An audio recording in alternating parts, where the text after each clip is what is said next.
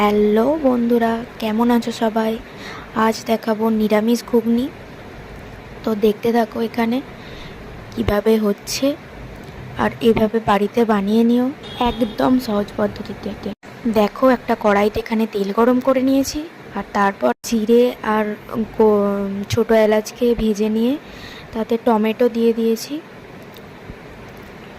তারপর পরিমাণ মতো নুন দিয়ে একটু আদা কুড়ে সেটা দিয়ে ওটাকে হালকা আঁচে একটু নেড়ে চেড়ে নেব।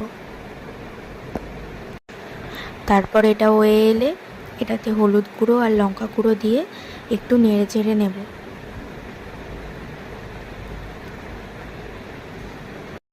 মশলাটাকে একটু ভালো করে কষে নিতে হবে, তাহলে এটার স্বাদটা আরও ভালো হবে।